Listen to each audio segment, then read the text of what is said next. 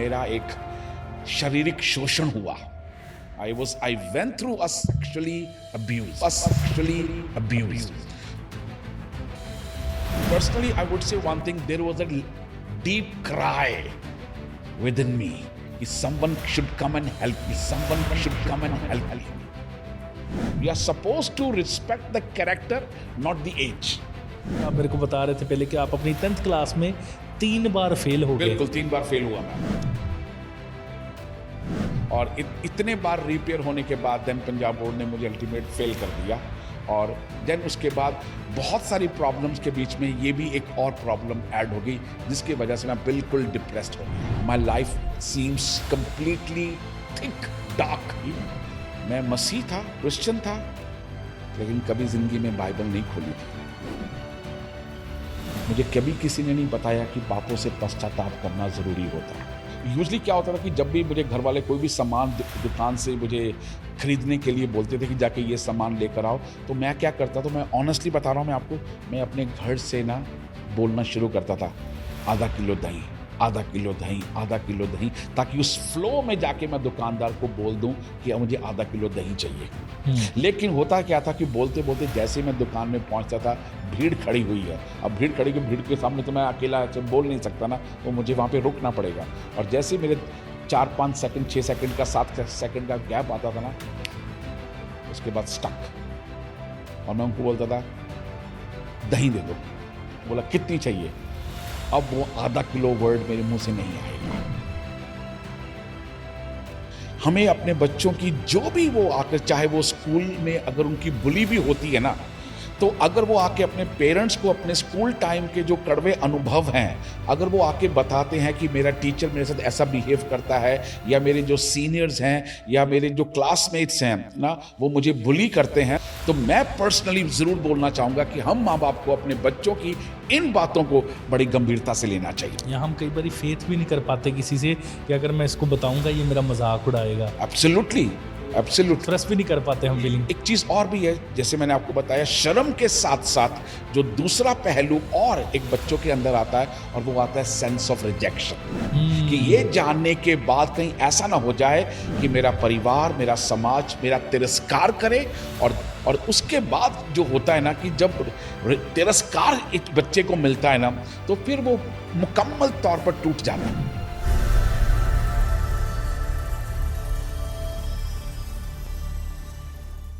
Praise the Lord, सबको जय मसीह की। आपका स्वागत है डॉक्टर जीसस यूट्यूब चैनल के इस नए पॉडकास्ट में। आज के मेरे गेस्ट बड़े ही खास हैं। वो एक डॉक्टर हैं, पीएचडी होल्डर हैं, और मसीह में बहुत सारा काम वो कर चुके हैं। और मेरा फेथ है उनकी गवाही और उनके जीवन के एक्सपीरियंसेस आपके जीवन को ज़रूर तब्दील करेंगे। तो ज़्यादा समय ना लेता हुआ पास्टर रिचर्ड कादरी जी, आपका स्वागत करता हूँ। Thank you so much Sahil, thank you so much. और मेरे लिए पर्सनली बहुत बहुत बड़ी खुशकिस्मती है कि मैं आपके इस प्रोग्राम का हिस्सा बन सका। Thank you for inviting me. Thank you so much. Thank you so much pastor ji, आपके इतने बड़े दिल के लिए कि आप हमारे एक छोटे से इनविटेशन पे आप रेडी हो गए पॉडकास्ट के लिए। मेरा प्रिविलेज है ये, और मैं इस सारी महिमा पर मैं अपने परमेश्वर को देता हूँ। तो मैं पास्टर जी चाहता हूँ कि आप अपने जीवन की गवाही को उन लोगों तक जो आपको देख रहे हैं आज इस सोशल मीडिया के माध्यम से शेयर ज़रूर करें कि कैसे प्रभु यीशु मसीह ने आपकी ज़िंदगी को तब्दील किया।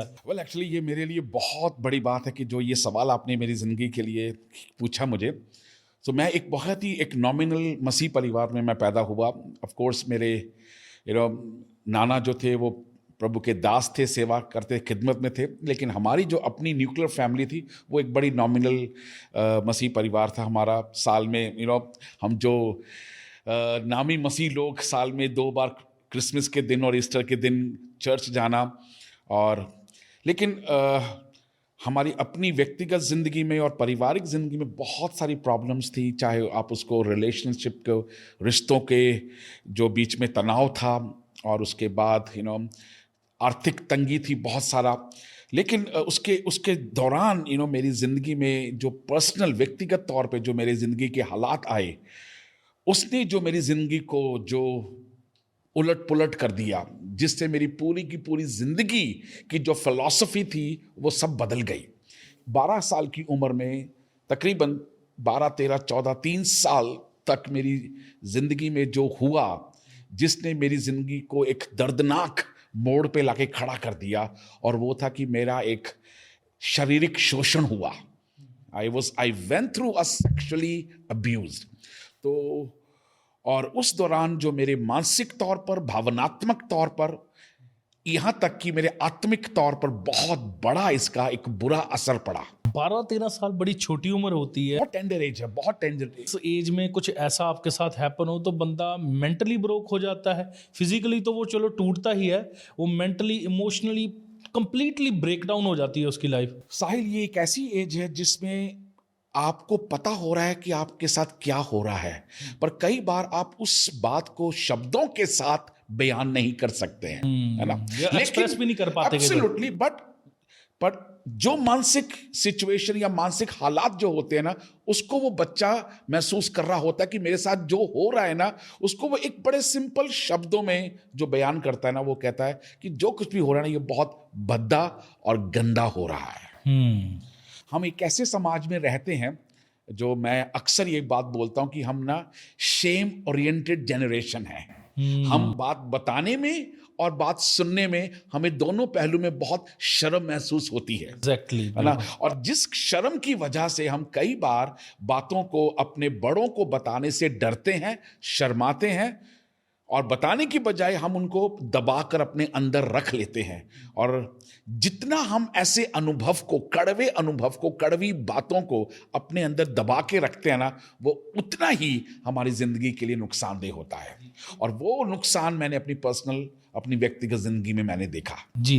क्योंकि पास से ये भी होता है, बच्चा कई बार ना उस टाइम पे जब वो इन सारे फेजेस से गुजर रहा होता है तो बड़ा हेल्पलेस फील करता है और बड़ा फियर में उसका वो टाइम पीरियड सारा जाता है, दिमाग पे बड़ा तनाव पड़ता है बच्चे पे। जाहिर है। तो बड़े सारे लोग, बड़े सारे बच्चों के साथ ऐसा होता है, मगर वो सोचते हैं मैं अगर मम्मा को बताऊंगी या पापा को बताऊंगा तो वो शायद मानेंगे नहीं इन बातों को। और कई बार होता भी है, कई बार कुछ बच्चों के जो अभी विटनेसेस आते हैं, अभी सोशली जो लोग बताते हैं, तो वो कहते हैं मैंने अपनी मदर को बताया मगर किसी रिलेटिव ने ऐसा किया तो उन्होंने बिलीव नहीं किया मेरी बात पर, तो डिस्करेज हो जाता है बंदा। राइट।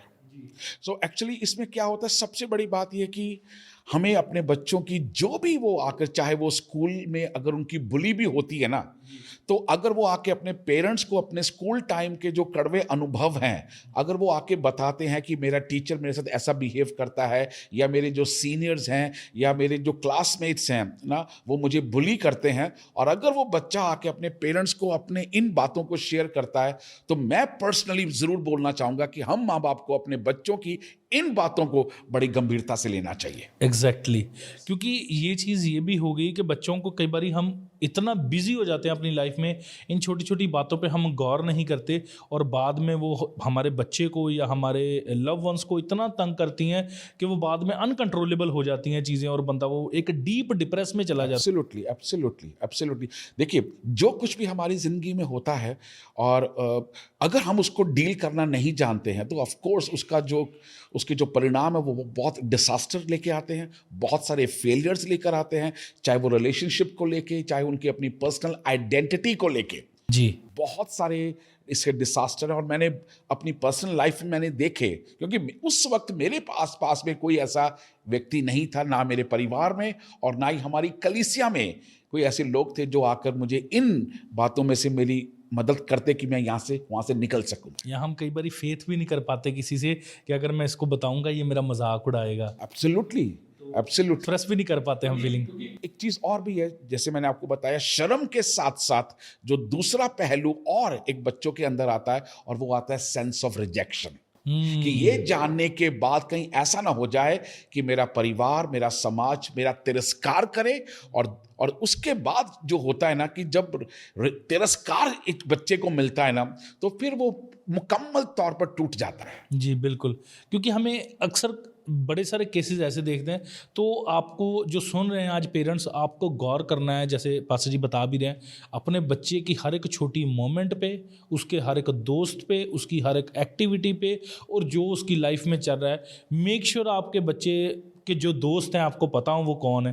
क्योंकि कई बार हम अपनी लाइफ में इतना बिजी होते हैं, हमें नहीं पता होता हमारे बच्चों के दोस्त कौन है, हमारा बच्चा मोबाइल फ़ोन में क्या देख रहा है, टीवी में क्या देख रहा है, हम इतना इग्नोर कर देते हैं बच्चे को, तो वो कई बार सोशल मीडिया या इंटरनेट मोबाइल बच्चे को और ही डायरेक्शन में ले जाता है। राइट। तो आपने इसके साथ, जब ये चीज़ें आपके साथ हैपन हो रही थी, आप एक मेंटली हेल्पलेसनेस फील कर रहे थे, तो एक्सप्रेस नहीं कर पा रहे थे, तो कैसा आने वाला समय आपका कैसा रहा फिर? वेल एक्चुअली शायद ये बहुत अच्छा सवाल किया। एक उससे पहले कि मैं इस सवाल का जवाब दूं, मैं एक बात और जो मैं कहना चाहूँगा कि माँ बाप को इस बात के ऊपर गौर करना चाहिए कि एक बच्चा जो अचानक अपने घर में हंसता खेलता है, कूदता है, और हर तरह से वो एक जॉली टाइप का बच्चा है, पर अचानक वो बच्चा साइलेंट हो गया, अचानक वो बच्चा गुमसुम रहने लग गया, अचानक उस बच्चे ने अपनी भावनाओं को एक्सप्रेस करना, अपने इमोशंस को एक्सप्रेस करना बंद कर दिया, है ना। वो बच्चा जो एक चार्मिंग तरीके से रहता था, वो अचानक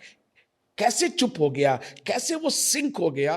तो अगर ऐसे कुछ चेंजेस बच्चे की जिंदगी से, चाहे वो फिजिकली चाहे वो इमोशनली, अगर हमें कुछ ऐसे साइंस और सिम्टम्स हमें नजर आते हैं, तो हमें अपने बच्चे को वक्त देना और उससे पूछना बहुत बहुत जरूरी है। पर मेरे टाइम में ऐसा कुछ हुआ नहीं, है ना? अच्छा। और मेरे अंदर जो एक्सपीरियंस हुए, ऑफ कोर्स वो एक भद्दा अनुभव था, कड़वा अनुभव था, लेकिन वो चलते चलते ये कड़वा अनुभव कब एक गुस्से में तब्दील हो गया। क्योंकि जब हम इन बातों को डील नहीं कर पाते हैं ना, तो ये हमारे मानसिक स्ट्रेस तो हमें देती हैं, पर कहीं ना कहीं वो आगे चलकर ये बातें जब बिगड़ती है ना, तो वो एक एंगर, एक गुस्से का रूप ले लेती है। तो वही मेरे अंदर हुआ। तो मेरे अंदर एक गुस्सा आ गया, पर क्योंकि मैं एक छोटा बच्चा था, टेंडर एज थी, ज्यादा कुछ कर नहीं सकता था, तो मैंने अपने गुस्से को अलग अलग तरीकों से, अपने गुस्से को निकालना मैंने शुरू किया। जी। ऐसे ही बिना किसी मतलब के मैं अपने दोस्तों के साथ लड़ पड़ता था, बिना किसी मतलब के मैं अपने घर में चिल्लाना शुरू कर देता था। मेरी जो एजिटेशन, मेरा जो चिल्लाना, मेरा जो गुस्से को एक्सप्रेस करना, कभी भी किसी ने ये नहीं सोचा या ना मुझे समझाने की कोशिश की कि ऐसा कैसे हो गया अचानक, क्यों रहा है? एग्जैक्टली। सो किसी ने मेरी मदद नहीं की, आई एम सॉरी टू से। तो हालांकि हमारे घर में पास्टर्स लोग आते थे, है ना। ठीक है, मैं समझ सकता हूं कि हर कोई पास्टर जो है वो इतना कीनली तरीके से फैमिली के लोगों में या जवानों की पर्सनल लाइफ में वो कभी भी इतना इंटरेस्ट नहीं दिखाते हैं, और इंटरफेयर भी नहीं करते, इंटरफेयर भी नहीं करते हैं ना। बट मैं चाहता था कि कोई मेरी मदद करे। So personally I would say one thing, there was a deep cry within me कि someone should come and help me. और ऐसे बहुत सारे यंग लोग हैं, ऐसे बहुत सारे टीनेजर्स हैं जिनके अंदर से अभी भी क्राई है कि कोई तो हो जो हमारी आके मदद करे, कोई तो हो जो हमारे रोने को सुने, कोई तो हो जो हमारे इस प्रॉब्लम को समझे और इसमें से हमें निकाले। पर अनफॉर्चुनेटली मेरी लाइफ में ऐसा नहीं हो पाया। तो फिर आपने कैसे उस समय को हैंडल किया, उस सिचुएशन को? It's a very very profound question. तो मैंने क्या किया, मैंने अपने तरीके से जितना मुझे समझ में आया, मैंने अपने गुस्से को बहुत सारे अलग डिफरेंट चैनल्स में मैंने उसको निकालना शुरू किया, जैसे कि बॉडी बिल्डिंग में, मार्शल आर्ट में, कराटे में। फिर आहिस्ता आहिस्ता वो सब चीज़ें एक लड़ाई झगड़े में कन्वर्ट हो गई। तो मैं स्कूल में दोस्तों के साथ इधर उधर डिफरेंट कॉलोनीज में जाके अननेसेसरी पंगे लेके लड़ाई झगड़े करना। क्योंकि क्या होता है कि जब एक इंसान जब गुस्से में होता है, जब वो खुद अपने आप से प्यार नहीं करता है ना, मेरी जिंदगी में डर खत्म हो गया था। मुझे ये था कि मेरे मरने से भी किसी को कोई फर्क नहीं पड़ेगा और मेरे जीने से भी किसी को कोई फर्क नहीं पड़ेगा। सो जब आपके अंदर एक ऐसा एहसास आ जाता है ना कि आपकी जिंदगी का कोई मायने नहीं है, आपकी जिंदगी का कोई मतलब नहीं है, आपकी जिंदगी किसी के लिए मायने नहीं करती है ना, तो फिर आप अपनी जिंदगी को एक बेलगाम घोड़े की तरह आप जीते हैं, तो आपको फर्क ही नहीं पड़ता है। तो ऐसे मेरे अंदर ये एहसास आ चुका था कि मेरे पैदा होने से, मेरे मरने से किसी को कोई फर्क नहीं पड़ेगा, इसलिए जो कुछ भी होता है हो जाए। फैमिली में भी कोई इंटरेस्ट नहीं रहा होगा आपका? वेल एक्चुअली हाँ, क्योंकि देखिए जिस समय मैं एक अपनी टीनेज की बात करूं, उस समय माँ बाप का जो एक दौर था ना, वो था कि एक महीने की नौकरी जो है ना वो जुटा ले, खाने का पैसा आ जाए, 3 टाइम का खाना बच्चों को मिल जाए, दैट्स इट। पढ़ाई की फीस इनकी चले जाए, दैट्स इट। इसके अलावा और कुछ एक्स्ट्रा हमारे उस टाइम पर माँ बाप जो थे ना वो सोच नहीं पाते थे। ऑफ कोर्स आज तो माँ बाप अलग अलग अपने बच्चों के साथ आउटिंग करते हैं, अलग अलग एक्टिविटीज़ में पार्टिसिपेट करते हैं, बट उस टाइम पे जो था ना वो ये था कि माँ बाप ये कहते थे कि हम आपके लिए पैसा कमा के लेके आ रहे हैं, हम आपको 3 टाइम का खाना दे रहे हैं, आपके स्कूल की फीस पे कर रहे हैं, दैट इज़ इनफ। आपके खर्चे उठा रहे हैं, यही बड़ी बात है। That's it, वो यही था हमारे लिए, है ना। और इसके अलावा मुझे ऐसा लगता है कि उस टाइम पर माँ बाप इतना एक्स्ट्रा कभी अपने बच्चों के बारे में सोच नहीं पाते थे, क्योंकि उनकी लाइफ अपने आप में एक बहुत बड़ी स्ट्रगल्स थी, बहुत बड़े चैलेंजेस उनकी ज़िंदगी में थे। तो अपने खुद के पर्सनल चैलेंजेस को ही फेस करते करते उनके पास इतना वक्त ही नहीं रहता था कि वो बाकी और बातों पर ध्यान दे सके। तो आपके मदर फादर दोनों वर्किंग थे उस टाइम पे? यस, दोनों वर्किंग थे। तो उस टाइम पे तभी वो फिर आप फोकस से हट गए, क्योंकि कई बारी फादर जॉब कर रहा है, मदर के पास टाइम है बच्चों को टेक केयर करने का, मगर जब दोनों ही हस्बैंड वाइफ जॉब पे हैं तो बच्चे थोड़े से फिर हो जाता है, उनकी इग्नोरेंस हो जाती है बच्चों की। एब्सोल्युटली। और मैंने एक बात और देखी है, जब एक बच्चा को बुखार होता है ना तो शायद वो बुखार की वजह से माँ बाप उसको मेडिसिन दे सकते हैं। ये तो हो गया एक फिजिकल सिम्टम्स, जब लगता है कि बच्चे की बॉडी गर्म हो गई है, या बच्चा कह रहा है कि मुझे मेरा सिर दर्द हो रहा है, या बच्चा दो दिन से खाना नहीं खा रहा है, तो माँ बाप को लगता है कि बच्चा जो है उसकी तबीयत ठीक नहीं है। लेकिन जब बच्चा मेंटली इमोशनली सिक होता है तो उस बातों को कई बार माँ बाप जो हैं समझ नहीं पाते हैं। मतलब इन छोटे छोटे रेड फ्लैग्स को इग्नोर नहीं करना चाहिए पेरेंट्स को। never. अगर आप पेरेंट्स हैं, आप सुन रहे हैं इस पूरी बातचीत को, तो आपको आपके बच्चे की लाइफ में या आपकी फैमिली लाइफ में, हो सकता है आपकी छोटी बहन हो, भाई हो, कोई भी आपकी फैमिली में हो, अगर आप मैच्योरिटी रखते हैं उनको सिखाने की कुछ, तो प्लीज़ आप ऐसे छोटे छोटे रेड फ्लैग्स को इग्नोर ना करें जो आपके बच्चे की या आपके डिपेंडेंट बहन भाई की लाइफ पे निर्भर करता है। तो पास्टर जी, उस वक्त पे एजुकेशनल लाइफ आपकी स्टडी की कैसी रही? वेल एक्चुअली स्टडी में मैं बहुत लापरवाह हो गया। मैंने अपनी स्टडी को कभी भी सीरियस क्योंकि फोकस हट जाता है जब बंदा एग्जैक्टली ऐसी मेंटल सिचुएशन से निकल रहा हो। अगर मुझे आप अलाउ करो, मैं एक बात और इसमें ऐड करना चाहूँगा। कभी कभी बच्चे अचानक ना स्कूल जाने से मना करते हैं। ऐसा नहीं है कि वो स्टडी से प्यार नहीं करते हैं, ऐसा नहीं है कि वो पढ़ना नहीं चाहते हैं, पर क्यों है बच्चा जो स्पेशली लड़कियां है ना स्कूल जाने से अवॉइड करती हैं, स्कूल जाने से मना करती हैं। पर एक वक्त था वो हंसी खुशी स्कूल जाते थे। तो अगर कुछ ऐसा चेंज भी आपके बच्चों में आ रहा है तो प्लीज आप उनसे जरूर पूछिए। इसकी बजाय कि आप उनको मारे, इसकी बजाय कि आप उनको डांटे, आप उनसे जरूर पूछिए कि बेटा क्या कारण है कि आप, एक समय था आप स्कूल जाने से आपको बहुत अच्छा लगता था, पर अचानक आप क्यों स्कूल जाने से मना कर रहे हैं। तो मुझे ऐसा लगता है कुछ ना कुछ आपको सीरियस प्रॉब्लम उनसे सुनने को मिलेगी। बिल्कुल, क्योंकि ये भी चीज़ होगी पास्टर जी, आजकल ना बच्चे फ्रेंडशिप के चक्करों में पड़ते हैं, क्योंकि उनको लगता है उनकी माँ उनकी दोस्त नहीं है, उनके फादर उनके दोस्त नहीं है। हम ट्रस्ट नहीं बच्चों का अपने ऊपर ला पा रहे, तो इसलिए बच्चा हमें अपनी प्रॉब्लम नहीं बता पा रहा। हर पेरेंट्स की जिम्मेवारी है कि आपके बच्चे का बेस्ट फ्रेंड केवल आप हो। अगर आपकी बेटी है तो वो अपनी माँ को कोई भी बात बताने से घबराए ना। अगर उसको किसी लड़के ने छेड़ा भी है कॉलेज में, स्कूल में, तो वो बेझिझक हो के आपको एक दोस्त की तरह, एक सहेली की तरह बताए कि आज मेरे साथ मेरे पूरे दिन में ये हुआ। या आपका बेटा है तो वो भी अपनी माँ को, अपने बाप को बता सकता है कि मैं इस दौर से निकल रहा हूँ।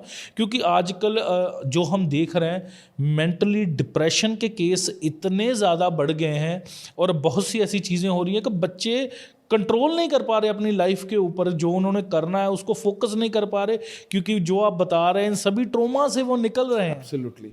और WHO के अकॉर्डिंग, आज के टाइम में WHO के अकॉर्डिंग, वर्ल्ड हेल्थ ऑर्गेनाइजेशन के अनुसार 98% जो है वो फिजिकल बीमारियों की जो वजहें हैं वो आज मेंटल कॉजेज हैं, मेंटल वजहें हैं, साइकोलॉजिकल है, इमोशनल है, क्योंकि उसकी वजह से आगे चल के जो है वो शारीरिक जो है बीमारियां हो रही हैं।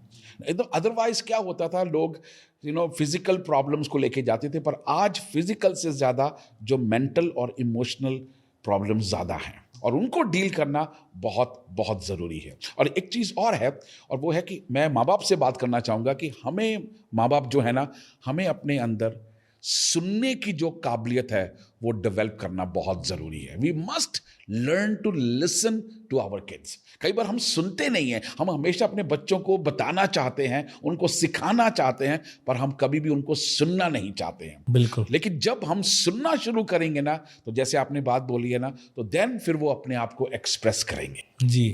तो मैंने एजुकेशन की बात इसलिए पूछी, आप मेरे को बता रहे थे पहले कि आप अपनी 10th क्लास में 3 बार फेल हो गए। बिल्कुल 3 बार फेल हुआ मैं। और मैं ऐसा था कि समहाउ चलिए, क्योंकि 9 तक तो बोर्ड नहीं होती है, 10th आके बोर्ड है, और मैं पंजाब बोर्ड में पढ़ रहा था, और सप्लीमेंट्री मेरी आई, और उसके बाद मैंने रीअपेयर किया, then again supplementary, then again reappear किया, फिर सप्लीमेंट्री। ये कौन कौन सी लैंग्वेज की थी, कौन कौन सब्जेक्ट की थी?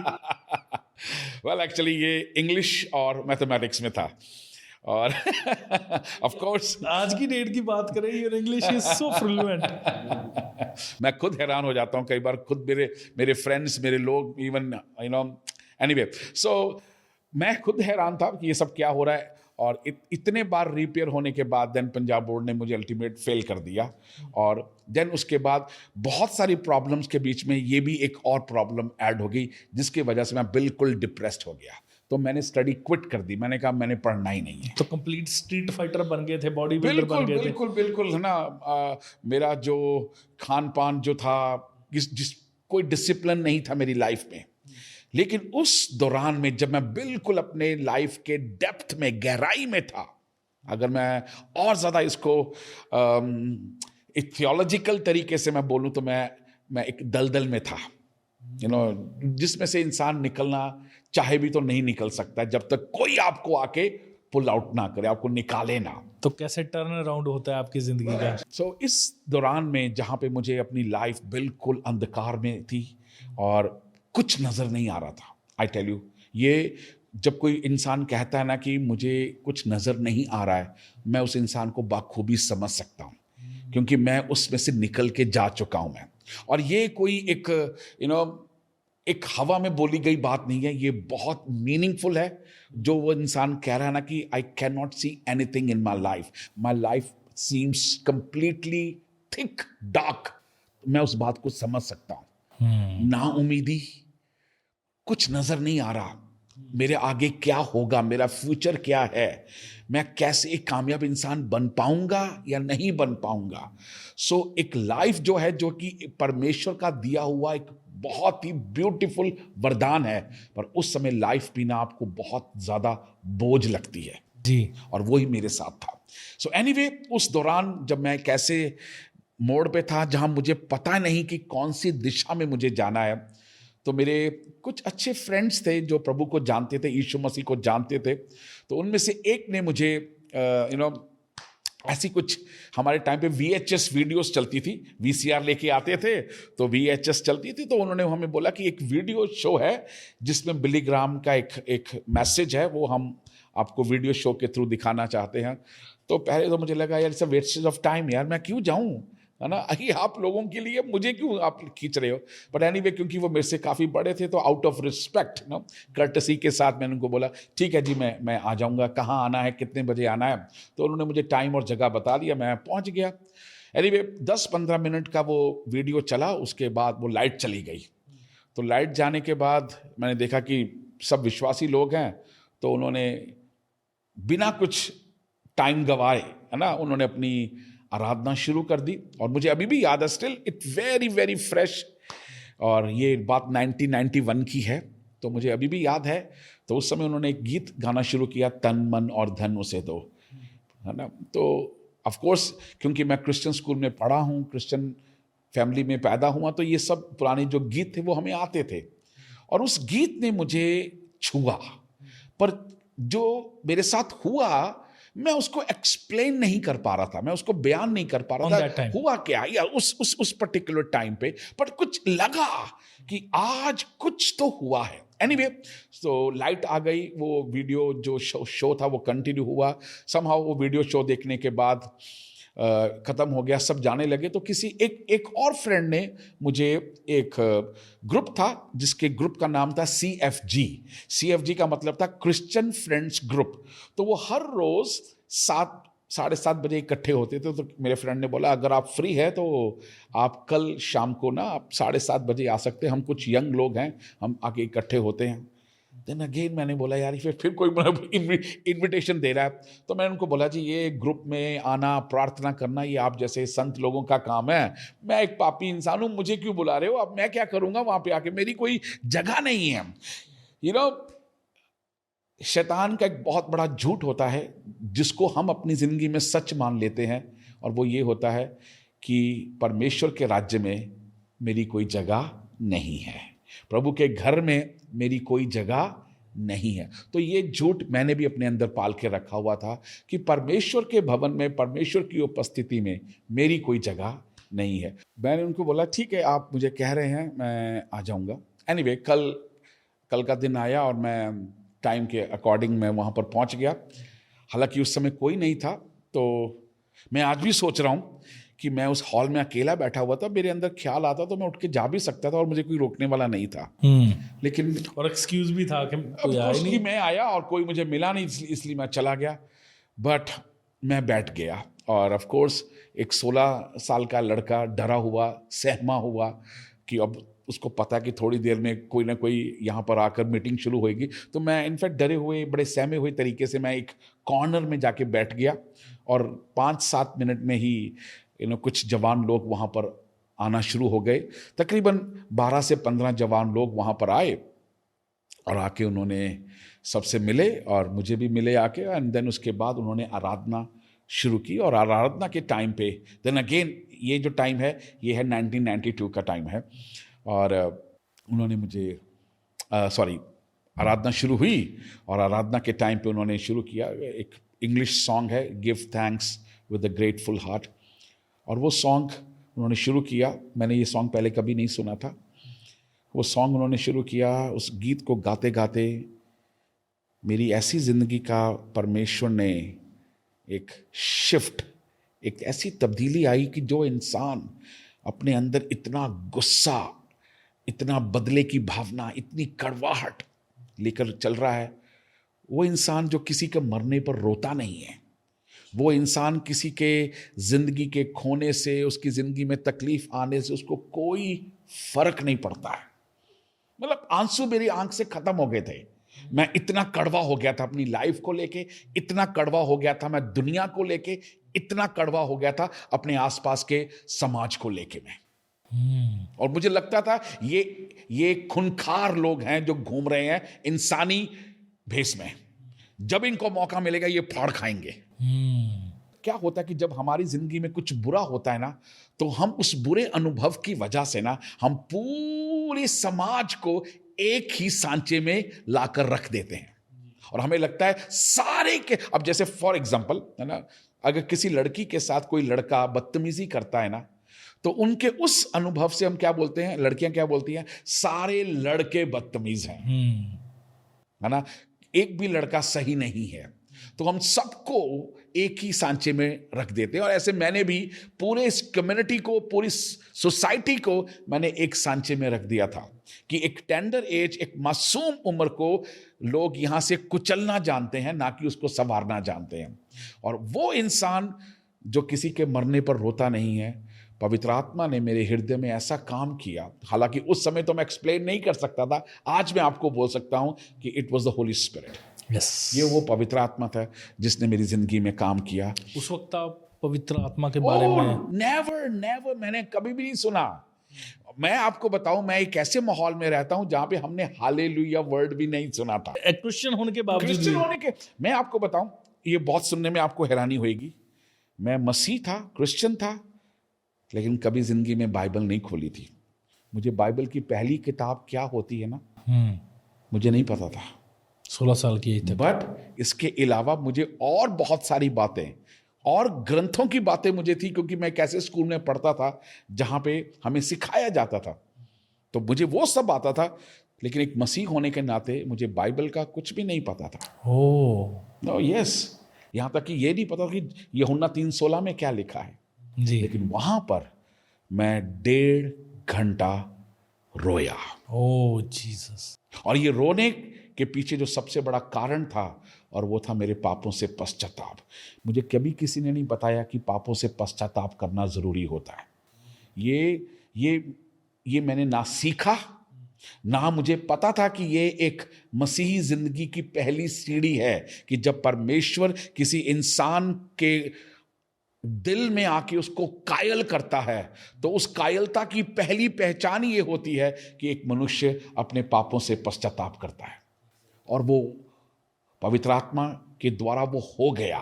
वो पाप, ये बहुत इंपॉर्टेंट बात बोलने जा रहा हूं, वो पाप जिसको हम अपना एंटरटेनमेंट समझते थे, वो आदतें जिन आदतों को करने से हमें खुशी मिलती थी, पर आज वो घिनौनी लग रही थी। जब परमेश्वर हमारे हृदय में काम करता है ना, जिन पापों को अपना मनोरंजन समझते हैं ना, जिन गलतियों को करने से हमें मजा आता है, जिन आदतों को अपनी जिंदगी का हिस्सा बनाने से हमें उसमें से प्लेजर मिलता है, पर एक वक्त आता है उन्हीं बातों को हम पाप मानकर पश्चाताप करते हैं। एग्जैक्टली। और वहां पर परमेश्वर ने मेरी जिंदगी में एक नई शुरुआत की। उसके बाद मेरी जिंदगी में ना एक सवाल खड़ा हुआ। मैं कहा, प्रभु आप मेरी जिंदगी में दिलचस्पी क्यों ले रहे हैं? मैं आपको क्या दे सकता हूं? मेरे पास कुछ अच्छा नहीं है। 12, 13, 14 साल की उम्र में मेरे साथ जो हुआ, उसके बाद मेरी पढ़ाई लिखाई का जो सिस्टम है, मेरे पास क्या है आपको अच्छा देने के लिए? आप मेरी जिंदगी में क्यों दिलचस्पी रखते हैं? मैं आपको क्या दे सकता हूं मैं? लेकिन उस दिन मुझे समझ में आया कि यीशु मसीह एक इसलिए जगत में नहीं आया कि हमारे पास कुछ अच्छा है उसको देने के लिए। वो जगत में इसीलिए आया क्योंकि हमारे पास अपना अच्छा कुछ भी नहीं है उसको देने के लिए। यस। पर वो क्या करता है, वो हमारी बिखरी हुई जिंदगी को अपने हाथ में लेता है, वो हमारी टूटी हुई जिंदगी को अपने हाथ में लेता है, और उसको जो बनाकर वापस दुनिया में छोड़ देता है एक गवाही के रूप में, वो है अपने आप में एक अद्भुत जीवन। और यही सवाल मेरा था। और आज बहुत सारे लोग शायद अपने बारे में सोचते होंगे कि परमेश्वर मेरी जिंदगी में क्यों रुचि रखता है, मैं क्या दे सकता हूं? मैं आपको कहना चाहता हूं, आपके पास कुछ नहीं है देने के लिए, बस ये कह लीजिए, प्रभु मैं अपने टूटी हुई जिंदगी को मैं आज आपको देता हूं, अपनी बिखरी हुई जिंदगी को, जख्मों से भरी हुई जिंदगी को प्रभु मैं आज आपको देता हूं मैं। और मैं आपको बताऊं, आप अपने जख्म दीजिए, वो आपको चंगाई देगा। आप टूटी हुई जिंदगी दीजिए, वो आपको दोबारा एंड बनाकर आपको एक अच्छी तस्वीर दे देगा। आप बोलेंगे मेरी जिंदगी बिखरे हुए कार्ड्स की तरह पजल्स हैं, लेकिन मैं आपको बताऊं, वो पजल कार्ड्स को लेकर उनकी जगहों पे रखकर एक खूबसूरत तस्वीर बनाकर आपको वापस दे देगा, और आप देख पाएंगे कि आप कितने खूबसूरत हैं। यस, सचमुच में मेरा परमेश्वर सक्षम है ये सारी चीज़ें करने। Amen. उसको कोई मैटर नहीं करता कि आपकी ज़िंदगी में कितनी उथल पुथल है, कितना इमोशनल डैमेज आप हुए हैं, वो आपको समेटने की, एकजुट करने की और फिर से नया बनाने की सामर्थ्य रखता है। Absolutely. और मेरे परमेश्वर का कलाम कहता है, तेरे पाप चाहे कितने किरमची रंग के क्यों ना हो, मैं तुझे धो के बर्फ़ के नाई श्वेत कर दूंगा। तो वो सामर्थ्य रखता है आपको साफ बनाने की। और मेरा फेथ है, मैं खुद भी जो पास्टर जी बातें बोल रहे हैं मैं उनको ग्रहण कर रहा हूँ, क्योंकि सचमुच में हमारी ज़िंदगियाँ टूटी पड़ी थी, हम बिखरे पड़े थे। मेरे खुदावंद की इतनी बड़ी दया हुई कि उसने हमें समेट के एक फिनिश प्रोडक्ट, एक फाइनल प्रोडक्ट बना दिया, जिसको आज परमेश्वर ने अपने शोकेस में रखा हुआ है। Amen. और मेरा विश्वास है आप उसके बहुमूल्य कीमती गहने हैं जिसको उसने समेट के बनाया। आपकी ज़िंदगी उसके लिए प्रीशियस है। एक बहन मेरे पास आए तो वो बता रहे, वो कहते मैं ना पॉडकास्ट में सिस्टर रुबानी का पॉडकास्ट आपने देखा होगा, तो वो बता रहे, कहते मेरी लाइफ इतनी डिस्ट्रॉय हुई पड़ी थी, तो मेरे को परमेश्वर के एक दासी ने, परमेश्वर के जन ने मेरे को कहा कि आप परमेश्वर के लिए प्रीशियस हैं। तो कहते मैंने अंदर ये बात मेरे चुभ गई दिल में कि मैं सचमुच में किसी परमेश्वर के लिए प्रेशियस हो सकती हूँ। यस, तो सचमुच में आप जो लोग देख रहे हैं, जो टूटे हैं, बिखरे हैं, आपको लगता है आपकी ज़िंदगी का कोई मकसद नहीं है, आप सचमुच में परमेश्वर के लिए कीमती हैं। कीमती से भी ऊपर कुछ है तो वो आप हैं। मेरा विश्वास है ये गवाही आपके जीवन को छू रही है, क्योंकि मैं खुद परमेश्वर के आत्मा के द्वारा छुआ जा रहा हूँ। तो पास्टर जी, फिर आपकी लाइफ को खुदावंद ने टर्न अराउंड कर दिया, और आज आप एक खुदावंद के दास के रूप में सेवकाई कर रहे हैं। और ये परमेश्वर का बहुत बड़ा अनुग्रह है जी, इसमें हमारी कोई अपनी लियाकत नहीं है, जी, कोई अपनी हमारी कोई अपनी योग्यता, कोई अपनी औकात नहीं है। और जैसे बाइबल में लिखा है, जो बातें आंखों ने देखी नहीं, कानों ने सुनी नहीं, यहाँ तक कि हमारे चित्त में भी नहीं गई हैं, वो बातें परमेश्वर ने हमारे लिए रखी हैं। जी। So it is beyond description. तो वो कैसा फर्स्ट इनकाउंटर के बाद कैसे परमेश्वर आपकी लाइफ को एकदम टर्न अराउंड करते हैं? आपको मैं ज़रूर कहूँगा, कभी कभी हमारे आज के ज़माने में, हमारे टाइम में तो मोबाइल नहीं थे, ये तो आज मोबाइल कभी कभी ख़राब हो जाता है, हम उसको रिपेयर की दुकान पे लेके जाते हैं और दुकानदार बोलता है, सॉरी, आपका जो मोबाइल है ना, रिपेयर नहीं हो सकता, इट्स बियॉन्ड रिपेयर, सॉरी, हम इसको दोबारा रिस्टोर नहीं कर सकते हैं। लेकिन मैं आपको बताऊं, परमेश्वर आपकी ज़िंदगी के विषय में कभी ऐसा नहीं कहेगा। यस, वो कभी नहीं कहेगा कि आपकी ज़िंदगी रिपेयर नहीं हो सकती है, आपकी ज़िंदगी रिकवर नहीं हो सकती है, आपके ड्रीम्स, आपके विजन्स रिकवर नहीं हो सकता है, आपके रिश्ते रिकवर नहीं हो सकते हैं। वो कभी नहीं कहेगा, क्योंकि परमेश्वर के राज्य में ऐसा है ही नहीं कि वो टूटी जिंदगियों को कह दे कि आई एम सॉरी, मैं कुछ नहीं कर सकता।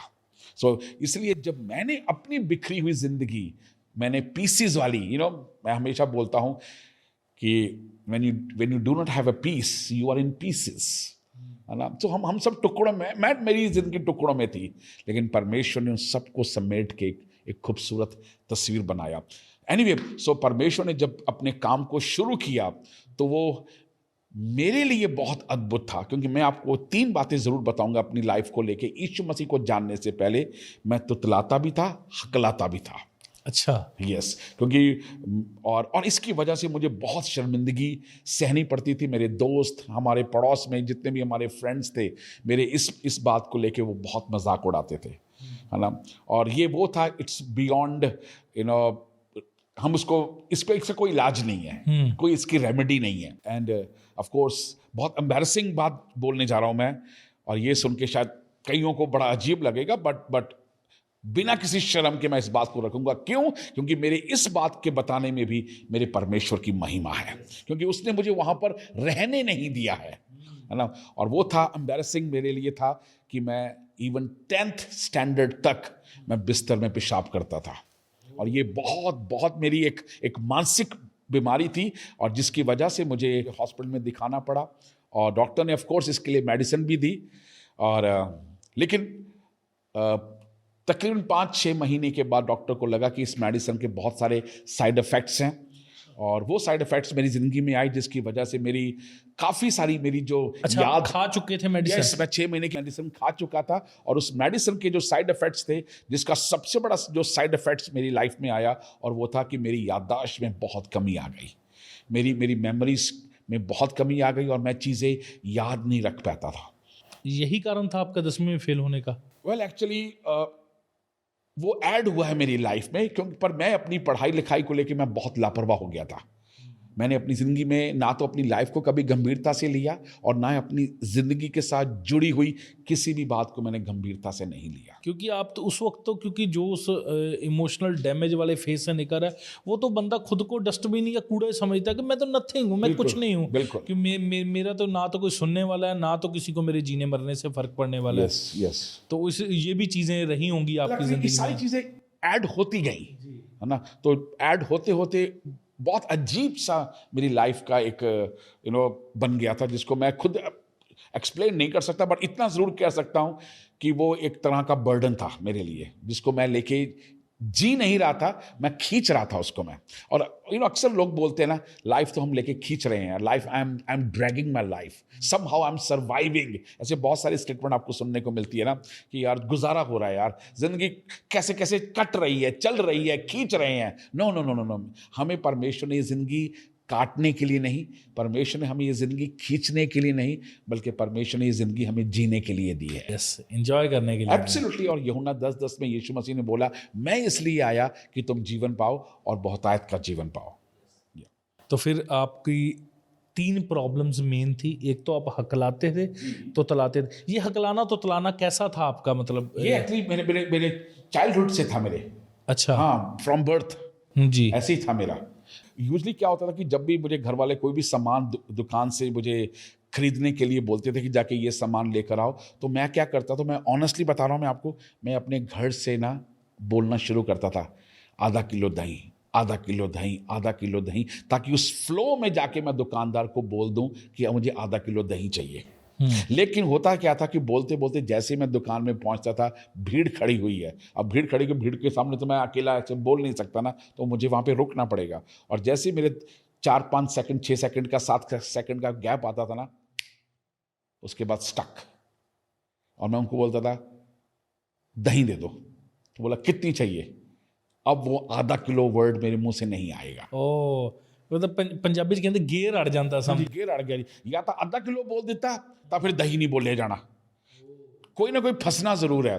और वो मेरे लिए बहुत शर्मिंदगी थी। और आप सोच सकते हो कि ऐसा इंसान जो अपनी चंद लफ्जों को बताने में इतना संकोच कर रहा है, उसको इतनी शर्मिंदगी हो रही है, वो इंसान एक प्रचारक कैसे बन सकता है यार? Yes Sahil, it's a pure miracle. Yes, it's a pure miracle. Pure miracle.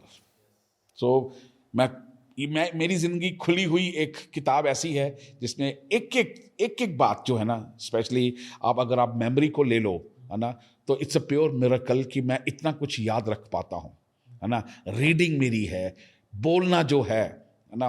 और आज एक ऐसा इंसान, एक ऐसा बच्चा जो कुचला गया, पर आज उसको बहुत सारे यंग लोग, बहुत सारे क्रिश्चियन लीडर्स उसको एक नाम, मुझे कईयों ने नाम दिया है, जिसमें से एक नाम दिया है मुझे, that you are a package of encouragement. Yes. So बोलते आपका हंसना, आपका बात करना, वो हमारी इवन मुर्दे में जान डाल देता है। तो एक ऐसा इंसान जिसको खुद अपनी जिंदगी बोझ लग रही थी और आज वो कईयों के लिए एक उत्साह का स्रोत बना है, तो ये परमेश्वर ही है और कोई नहीं। यस। तो मैं चाहता हूँ आप हमारे दर्शकों को भी बताएं कि आपके पास खुद की पर्सनल कितनी बुक्स की लाइब्रेरी है घर पे जो है? मेरे पास 5,000 के करीब किताबें हैं मेरे पास। और मैं 16 साल की उम्र में मैंने किताबों को खरीदना शुरू किया, जब when I was at the age of 16। और मुझे अभी भी याद है मेरी पहली किताब कौन सी थी जो मैंने खरीदी। इवन सेकंड किताब कौन सी थी वो मुझे याद है। इवन थर्ड किताब जो है जो खरीदी थी वो भी मुझे याद है। तो अब मैंने जो पहली किताब मैंने जो खरीदी थी, वो किताब का नाम था मसीह मुसाफिर। जिसको इंग्लिश में उसका जो वर्जन है वो है पिलग्रिम प्रोग्रेस, और जो ऑथर थे उनका नाम था जॉन बेनियन। इस किताब ने जो मेरे अंदर बुक्स को पढ़ने का जो एक इंटरेस्ट पैदा किया, दिलचस्पी पैदा की, तो वो आज तक बरकरार है। और ऑफ कोर्स मेरे घर में जो सबसे ज़्यादा, हम जब भी कुछ घर शिफ्ट करते हैं या कहीं नया घर कुछ जाना होता है, तो सबसे बड़ा जो चैलेंज होता है वो है किताबें कैसे शिफ्ट होंगी। और मैं हमेशा बोलता हूँ मेरे कपड़ों के लिए कबर्ड मुझे मिले या ना मिले, आई डोंट केयर, पर मेरी बुक्स के लिए मुझे कबर्ड मिलनी चाहिए। तो परमेश्वर ने इतना आपको विशाल कर दिया इन चीज़ों में। Absolutely. जिसको एक शॉर्ट मेमोरी थी या मेमोरी की में चीज़ें भूल जाती थी, तो आज 4-5 हज़ार किताबें, उनके ऑथर्स आपको स्मरण है खुदावंद ने कर दी है। तो ये बहुत बड़ी अद्भुत चीज़ है।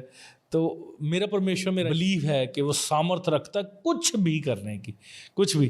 तो उन्होंने बहुत बड़ा आपकी ज़िंदगी में काम किया। इवन नॉट ओनली दैट, कि मैंने कभी अपनी लाइफ में नहीं सोचा था कि एक वक्त ऐसा आएगा कि परमेश्वर मेरी पढ़ाई में तो परमेश्वर एक ब्रेक थ्रू देगा ही, लेकिन आगे चल के मैं खुद 2 किताबें लिख पाऊंगा। मैंने कभी भी इमेजिन नहीं किया था, क्योंकि जिस इंसान को पढ़ने की आदत नहीं है, जो इंसान किताबों से दूर भागता है, वो आगे चल के किताबें कैसे लिख देगा। तो मैं फिर अगेन बोलूँगा कि ये प्रभु की महिमा है, ये परमेश्वर ने मेरे जीवन में काम किया। और ऑफ कोर्स बहुत सारे ऐसे अनुभव जो मैंने अपनी किताब में रखे हैं, मेरे अपनी ज़िंदगी के साथ जुड़ी हुई बहुत सारी ऐसी बातें हैं जिनको मैंने लिखा। और ऑफ कोर्स मैं ये नहीं कहूँगा कि मैं एक बहुत अच्छा ऑथर हूँ या बहुत एक प्रोफेशनल ऑथर हूँ, नो, बट मैं इतना ज़रूर कहूँगा कि I am a good communicator. मैं अपनी बातों को लोगों तक पहुंचाना जानता हूं, अपनी बातों को बांटना जानता हूं। तो मेरी दोनों किताबों को लिखने का मकसद यही है कि मैंने अपनी जो भी अनुभव परमेश्वर के साथ हमें चलते हुए मुझे हुए हैं, उन अनुभवों को मैंने अपनी किताबों में मैंने ढाला है। जी, कुछ मिनट आपकी किताबों पे भी बात करेंगे, मगर मैं चाहता हूँ पहले आप बताएं कि एक 10वीं बार बार फेल करने वाले व्यक्ति ने डॉक्टरेट की डिग्री है कैसे हासिल की और वो कैसा सफ़र रहा, कैसे कैसे? वेल एक्चुअली ये सफ़र बहुत एक्साइटिंग था और ये सफ़र ऐसा था कि मैं आपको बताऊंगा साहिल, और आप बहुत सारे यंग लोग, बहुत सारे ऐसे जो हैं जो टूट चुके हैं अपनी असफलताओं की वजह से, आज प्रभु आपसे बात करेगा। मुझे याद है प्रभु को ग्रहण करने के बाद दिसंबर का दिन था, दिसंबर का महीना था एक्चुअली, शायद हो सकता है 12 या 13 सेकंड वीक होगा। और मुझे याद है मैं धूप में इजी चेयर लगा के बैठा हुआ था और एक ऐसा, मैं बड़े क्वाइट टाइम में था, मैं प्रभु के साथ मैं बातचीत कर रहा था। ऑफ कोर्स मैं घर के अंदर नहीं, घर के बाहर था मैं, लेकिन बहुत ही एक ऐसा समय था कि जब मैं प्रभु के साथ ना संपर्क में था। और उस समय मेरी जिंदगी का पहला अनुभव था कि मैंने परमेश्वर की आवाज ऑडिबल वॉइस में सुनी। Yes, it was absolutely Audible voice. बड़ा एको था उसमें, जिसे बोलते हैं ना कि एक उस वॉइस में एक गूंज थी। एग्जैक्टली गूंज हम कहेंगे, लेकिन उसमें एक इतना ज्यादा जोर था कि मैं उस आवाज को रेसिस्ट नहीं कर सका। वो गूंज गई मेरे अंदर, और वो था, परमेश्वर ने बोला कि तू अपनी पढ़ाई शुरू कर, मैं तेरी मदद करूंगा। और जब परमेश्वर आपसे कुछ कहता है ना, विदाउट वेस्टिंग ऑफ टाइम, आप उसकी आवाज के अनुसार चलना शुरू कर दें। और मैं एकदम उठा, मैं अपनी मम्मा के पास गया, मैंने उनको बोला कि मुझे पैसे चाहिए। तो मम्मा बोल रही किस बात के लिए चाहिए? तो ये उनके लिए बड़ा शॉकिंग था। मैंने बोला मुझे ना 10th के एग्जाम देने। तो वो खुद हैरान होकर पूछ रही है, रियली? मैंने कहा जी, मैं 10th के एग्ज़ाम देना चाहता हूँ। हालांकि मैं फॉर्म भरने में लेट था और मुझे लेट फीस के साथ मुझे फॉर्म भरना पड़े। मैंने वो फॉर्म भर के मैं आ गया। साहिल, मुझे पढ़ने का शौक हो चुका था, मैं लालची हो गया था पढ़ने के लिए। और आप यकीन करें, मैं इंग्लिश, हिंदी, हिस्ट्री, सब चीज़ एक एक हफ्ते में एक एक किताब ख़त्म कर रहा था मैं। तो बाय द टाइम जब मेरे फाइनल एग्जाम आए ना, तो वो किताबें मैं कम से कम नहीं तो 8-8 बार पढ़ चुका था। तो मैं जब एग्जाम दे रहा था ना, मुझे ऐसा लग रहा है जैसे मैंने सामने मेरी किताबें खुली हुई हैं और मैं अपनी आंसर शीट्स में लिख रहा हूं, हंसता हुआ। मतलब कोई ऐसा होता है कि जो बच्चा पढ़ने से भाग रहा हो, आज वो इंजॉय कर रहा है, मुझे मजा आ रहा है आंसर शीट्स में आंसर लिखने का। एंड देन ऑफ कोर्स, और वो टाइम था जब परमेश्वर ने अपनी प्रतिज्ञा को मेरे जीवन में पूरा किया। देन मैं 10th में पास हो गया। देन उसके बाद मैंने कंप्यूटर डिप्लोमा मैंने ज्वाइन कर लिया। कंप्यूटर 1 साल का डिप्लोमा करने के बाद मैंने 12th मैंने अपनी अगेन दी। 12th करने के बाद देन मैंने सॉफ्टवेयर इंजीनियरिंग, उस समय हमारे टाइम पे एप्टेक करके एक इंस्टीट्यूट हुआ करते थे, आज भी पता नहीं एक्टिव है या नहीं है, लेकिन हमारे टाइम पे एप्टेक, लुधियाना में एप्टेक था। तो एप्टेक मैंने ज्वाइन किया अपना सॉफ्टवेयर इंजीनियरिंग के साथ साथ मैंने प्रभु के वचन को सीखने का भी फैसला किया, तो मैंने BTH ज्वाइन कर लिया।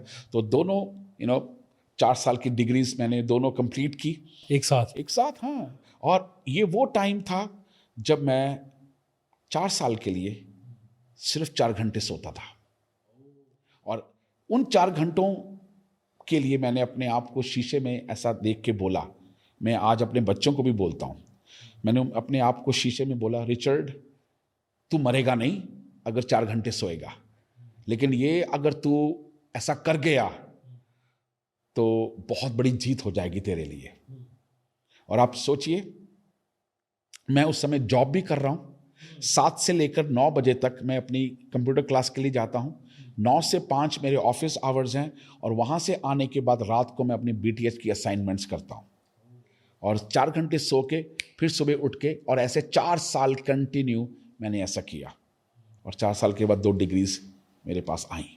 एंड देन उसके बाद प्रभु ने उभारा कि मैं मास्टर्स MTH ज्वाइन करूं। कौन से साल में की आपने? वेल एक्चुअली 2000 में मैंने ज्वाइन की थी MTH मैंने, और तब मैं जयपुर 2001 में मैं जयपुर चला गया, लेकिन 2000 में मैंने ज्वाइन कर ली थी, और 2004 में मुझे 2003 में सॉरी मुझे मास्टर्स डिग्री मुझे मिल गई। एंड देन उसके बाद 2013 में प्रभु ने मुझे उभारा कि आप PhD प्रोग्राम क्यों नहीं ज्वाइन करो, तो मैंने अपना PhD प्रोग्राम ज्वाइन कर लिया। एंड देन ऑफ कोर्स मुझे 2016 में then I got my PhD degree. तो डॉक्टरेट के आपको डिग्री मिल गई। कोर्स मुझे, पर मैं अभी भी इंजॉय करता हूँ पढ़ना, क्योंकि D.L. मोडी ने एक बात बोली है कि I would prefer to live as a student of the Bible rather than to live as a preacher of the Bible. मतलब वो कहते हैं कि मैं बाइबल का विद्यार्थी बनकर मुझे जीना पसंद है, इसकी बजाय कि मैं बाइबल का प्रचारक बनकर जीऊं।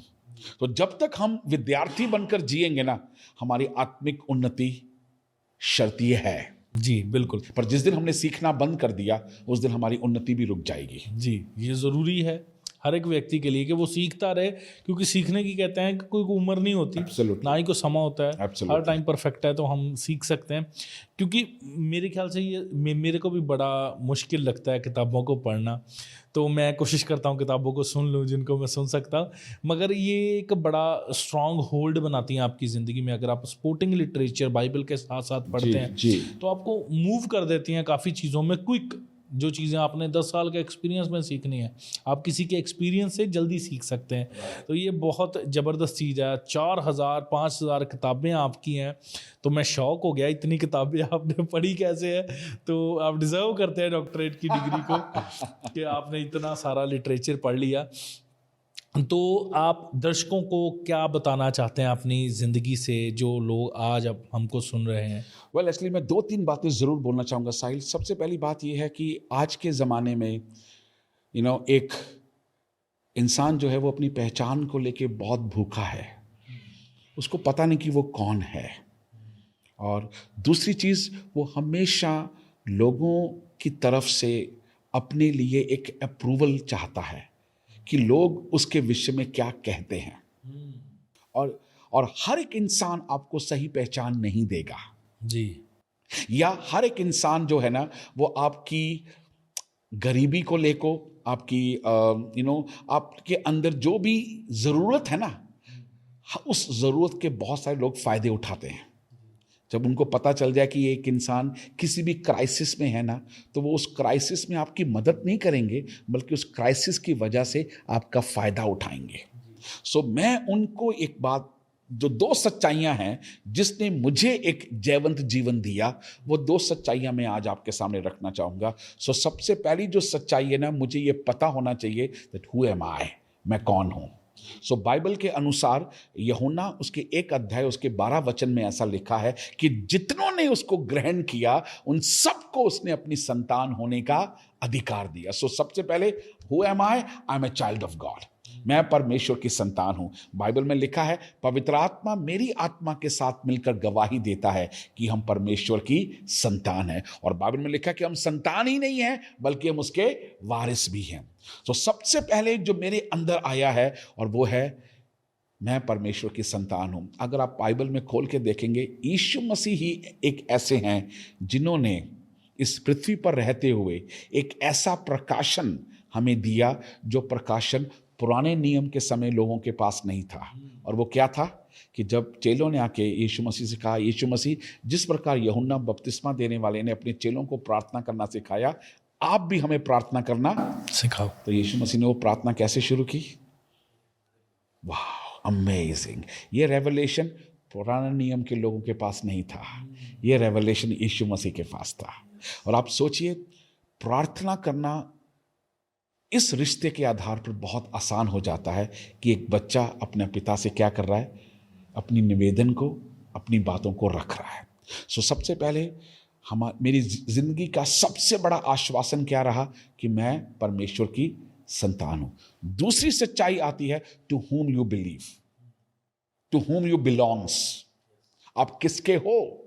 तो दूसरी सच्चाई आती है कि मैं किसका हूं, मैं परमेश्वर का हूं। पास्टर जी, आपने 2 किताबें लिखी जिसका आपने ज़िक्र किया, तो मैं चाहता हूँ आप उन किताबों के बारे में ज़रूर बताएँ, ये किस विषय में है? वेल एक्चुअली मेरी जो पहली किताब जो मैंने लिखी थी, ये किताब का जो शीर्षक है या टाइटल जो है वो है नया जीवन यीशु मसीह में, आपका नया जीवन प्रभु यीशु मसीह में, your new life in Christ. ये किताब है एक नए विश्वासी को एक अच्छी नींव देने के लिए। इसमें 12 चैप्टर हैं और ये किताब इंग्लिश में भी है और पंजाबी में भी है, पर ऑफ कोर्स ये किताब आपको अमेज़ोन पे नहीं मिलेगी क्योंकि ये पर्सनल सर्कुलेशन है। तो अगर कोई चाहता है तो हम उनको अपना ऑफ कोर्स मैं पर्सनल लेवल पे हम उनको प्रोवाइड कर सकते हैं, या वो हम आपके माध्यम से आपके व्यूअर्स को हम दे सकते हैं। एंड आई प्रॉमिस यू, अगर कुछ ऐसा होता है तो I would love to give like जितने भी मिनिमम गिफ्ट में जैसे भी वो देना चाहते हैं, कोई ऐसा पर्टिकुलर प्राइस नहीं है। अगर वो ₹1 भी दे के किताब को खरीदेंगे मैं उनको दे दूंगा, नो प्रॉब्लम। सो ये पहली किताब है आपका नया जीवन प्रभु यीशु मसीह में। और दूसरी जो किताब मैंने जो लिखी है वो है dark night of the soul. मतलब जब हमारी ज़िंदगी एक ऐसे दौर में से निकलती है जहाँ पे सब कुछ अंधेरा, जब सब कुछ शांत लगता है, या जब सब कुछ रुक जाता है। मतलब आपको लगता है दुनिया चल रही है पर मैं रुक गया, दुनिया कहीं ना कहीं पहुंच रही है पर मैं कहीं नहीं पहुंच रहा हूं, है ना। तो एक ऐसा वक्त हमारी जिंदगी में आता है कि जब हम साइलेंट पीरियड में से निकलते हैं, यहां तक कि परमेश्वर भी लगता है कि हमारे लिए क्या हो गया है, शांत हो गया है। क्या परमेश्वर भी हमारी प्रार्थना को सुन रहा है या नहीं सुन रहा है? सो ये किताब प्रभु ने मुझे इसलिए उभारी क्योंकि मेरी वाइफ, मेरा खुद का बेटा, हम एक एज ए फैमिली ऐसे दौर में से निकले हैं कि जहाँ पे लगता था कि प्रभु आप कब हमारी प्रार्थनाओं को सुनेंगे। आप सुन भी रहे हैं या नहीं सुन रहे हैं, लेकिन परमेश्वर ने उन अनुभव में से मुझे कुछ ऐसी बहुत महत्वपूर्ण बातें सिखाई जिससे मेरी जो नज़रिया है ना वो बदल गया। मैं एक बात बोलना चाहूँगा, नज़रिया कभी भी आपको ज्ञान नहीं देता है, बल्कि ज्ञान आपको सही नज़रिया देता है। सो जब आप परमेश्वर को जैसा वो है वैसा जब आप जानते हैं ना, तो उस नॉलेज से फिर आपको सही पर्सपेक्टिव मिलता है जी, है ना। आप जान जाते हो कि जिंदगी क्या है। तो जब आपको पता कि जिंदगी क्या है ना, तो फिर आपको जिंदगी का एक नज़रिया मिलता है जी।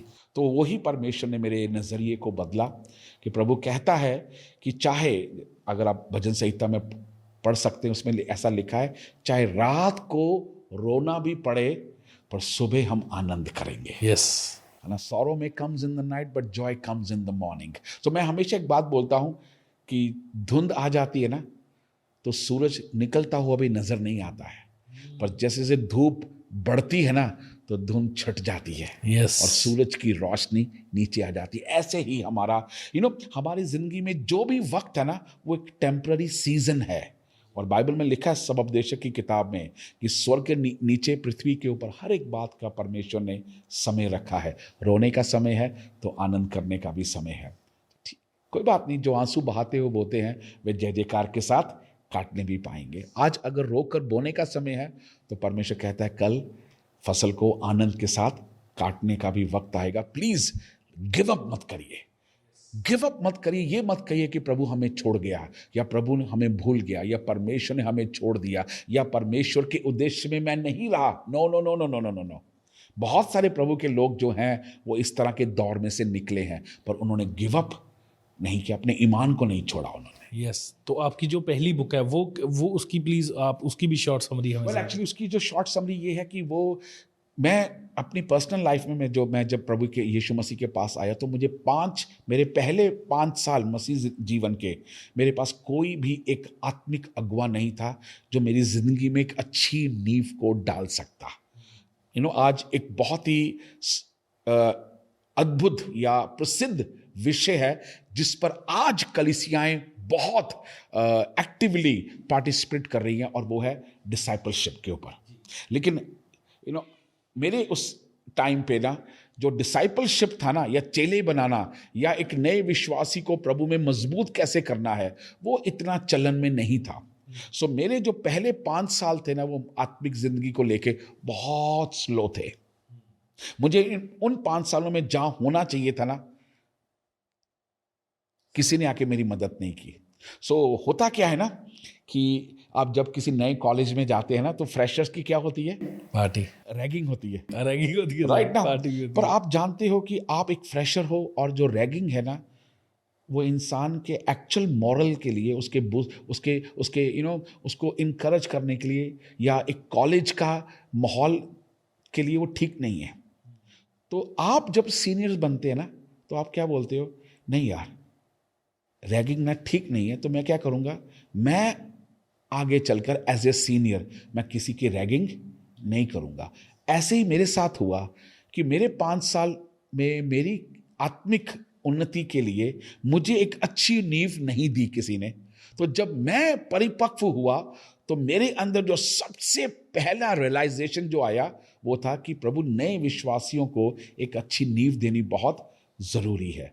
जब आप खुद क्राइसिस में से निकलते हैं, और उन क्राइसिस में से निकलने के बाद आप कुछ हासिल कर लेते हैं, तो फिर आप नहीं चाहेंगे कि आपकी तरह कोई क्राइसिस में से निकले। तो वो बर्डन जो था, वो जो बोझ मेरे अंदर था ना, वो बोझ ने एक दर्शन ले लिया।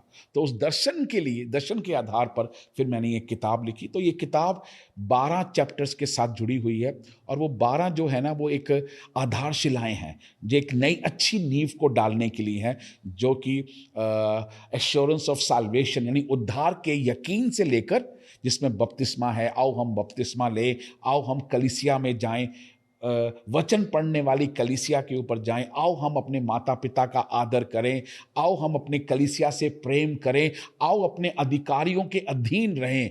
ऐसे 12 चैप्टर्स हैं जो हमारी मसीह जिंदगी में एक अच्छी नींव को लाने में मदद करते हैं।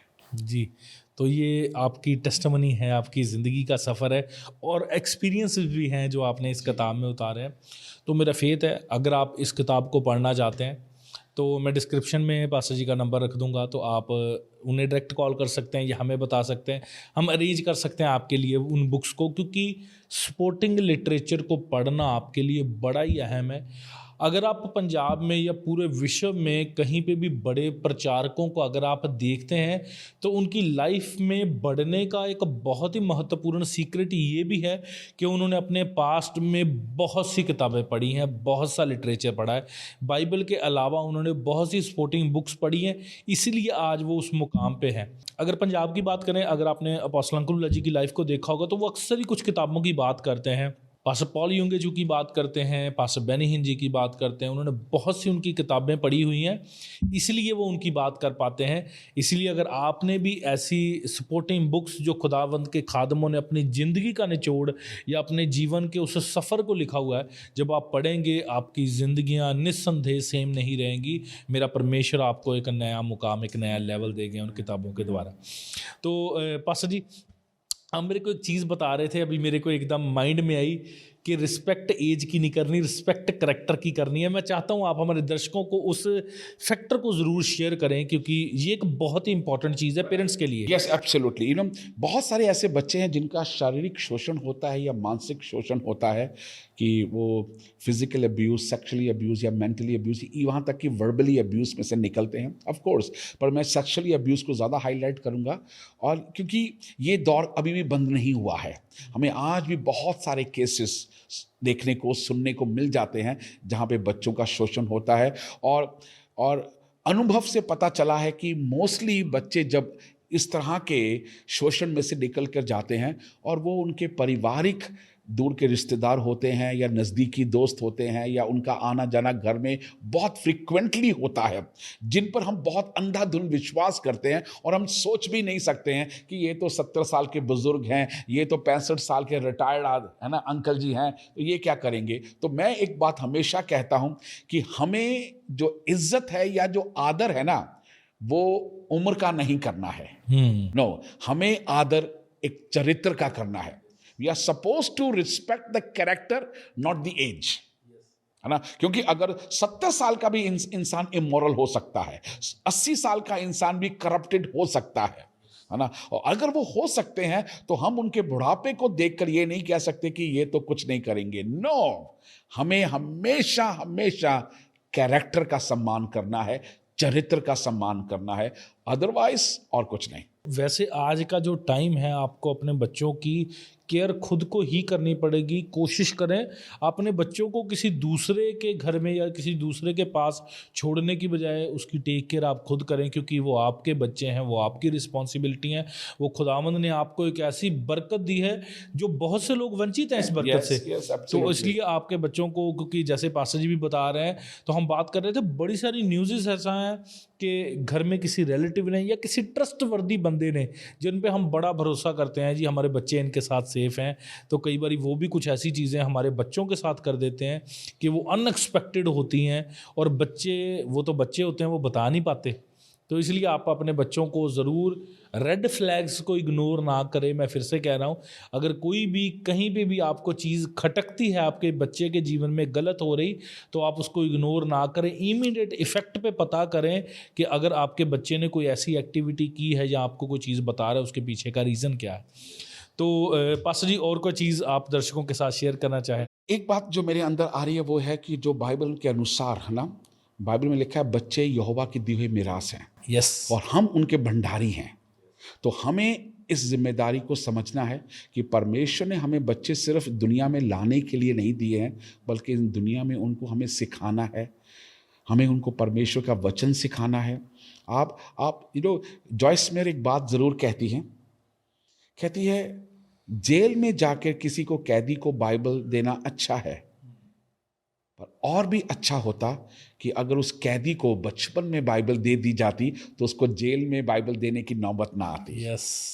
तो मैं सोचता हूँ ये सही वक्त है कि जब हमारे बच्चे टीन एज में हैं या उनको संडे स्कूल ज़रूर भेजें, और सारी बात पास्टर पे मत छोड़ दीजिएगा, खुद जिम्मेदारी ले। एटलीस्ट पूरे दिन में रात का खाना खाने से पहले या सुबह के ब्रेकफास्ट करने से पहले 15 मिनट अपने परिवार के साथ मिलकर एक आयत को पढ़ें, वचन को पढ़ें। मम्मी पापा दोनों में से कोई भी उस वचन के ऊपर छोटी सी व्याख्या अपने बच्चों को करके बता सकते हैं, और सिर्फ सिखानी नहीं है बल्कि बाइबल अपनी ज़िंदगी से दिखानी भी है, ताकि बच्चे हमारी ज़िंदगियों से भी परमेश्वर को देख सकें और हमसे सीख सकें। यस, क्योंकि बच्चों के पहले टीचर उनके पेरेंट्स ही होते हैं, तो वो उनसे सीखते हैं। एब्सोल्युटली। परमेश्वर ने मेरे को एक बेटे के साथ ब्लेस किया पास्टर जी, तो वो अभी 2 साल का है। तो वो जब हमें देखता है कोई ऐसी एक्टिविटी करते हैं, जब हम प्रेयर कर रहे होते हैं, तो जैसे हम हाथ उठाते हैं, हम बच्चे को सिखा नहीं रहे, मगर वो देख रहा है कि मेरे को हाथ उठाने। बिल्कुल बिल्कुल। तो मैं कई बार वर्शिप कर रहा होता हूँ, तो मेरा बेटा मेरे साथ, उसको गाना चाहे ना आए, मगर वो मेरे साथ बोलने की या गाने की कोशिश करता है, क्योंकि उसको पता है मेरे फादर वर्शिप कर रहे हैं। तो ये बहुत सी एक्टिविटीज़ ज़रूरी हैं, आप अपने बच्चों को सिखाएं, क्योंकि ये मोस्ट इम्पॉर्टेंट पार्ट है। और मैं एक बात हमेशा बोलता हूँ, स्पेशली माँ बाप से ना, कि आप अपने बच्चों को ना प्रार्थना करना ना सिखाएं, बल्कि आप उनको प्रार्थना करके दिखाएं। क्योंकि हम प्रार्थना को प्रार्थना की किताब पढ़ने से नहीं सीख सकते, हम प्रार्थना को प्रार्थना के ऊपर प्रचार सुनने से नहीं सीख सकते हैं, हम प्रार्थना केवल प्रार्थना करने से सीख सकते हैं। सो अपने बच्चों को ये ना बताएं कि प्रार्थना करें, आप अपने बच्चों को दिखाएं प्रार्थना करके। सो जब आप, जैसे आपने बोला, हम जब अपने बच्चों के सामने बैठ के प्रार्थना करेंगे, फैमिली प्रेयर करेंगे, आराधना करेंगे, वचन को पढ़ेंगे, प्रभु की आज्ञाओं को डिस्कस करेंगे, तो वो बच्चे एंड एक बात और मैं ज़रूर बोलूँगा, प्लीज़ अपने फैमिलीज़ में अपने बच्चों के सामने प्रभु के दासों की निंदा ना करें। क्योंकि वो अगर आपसे अपने किसी भी प्रभु के दास की निंदा करना सीखते हैं ना, तो आप उनके अंदर पहले से ये बात साबित कर रहे हो कि कोई भी प्रभु का दास आदर और इज्जत के लायक नहीं है। So please. यस।